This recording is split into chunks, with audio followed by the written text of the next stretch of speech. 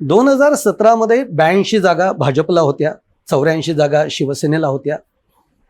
तरीही म्हणजे जर मनात आणलं असतं भाजपनी तर तेव्हाच महापालिकेवर भाजप आपली सत्ता मिळवू शकला असता. पण तसं झालं नाही. भाजपनी उद्धव ठाकरेंकडे त्यांना सांगितलं की तुमची सत्ता, आम्ही बाहेरनं तुम्हाला जो काही पाठिंबा आहे तो. असं नेमकं काय घडलं? म्हणजे देवेंद्रजी याच्यावर जाहीरपणे बोलले आहेत, जाहीर सभेत सुद्धा बोलले आहेत आणि मला वाटतं एका दुसऱ्या मुलाखतीमध्ये सुद्धा बोलले आहेत.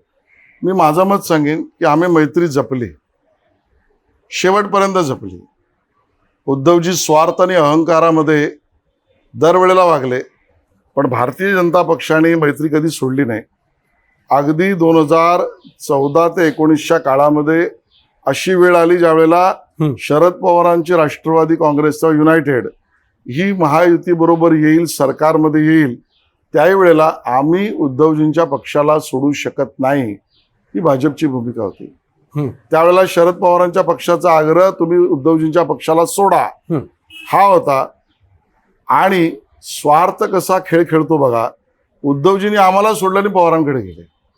बरोबर. आणि त्यामुळे मला असं वाटतं की आमच्या दृष्टीने त्या 2017च्या निवडणुकीत सुद्धा आम्ही मैत्री निभावली. निवडणुकीत लोकांचा विश्वास भाजपच्या बाजूने असला तरी मैत्रीला आम्ही जागलो. जे मैत्रीच्या नात्यामध्ये खडा टाकून पुढे गेले त्यांची परिस्थिती मुंबईकरांनी बिकट केली आहे, उद्धवजींच्या पक्षावरनं दिसतंय.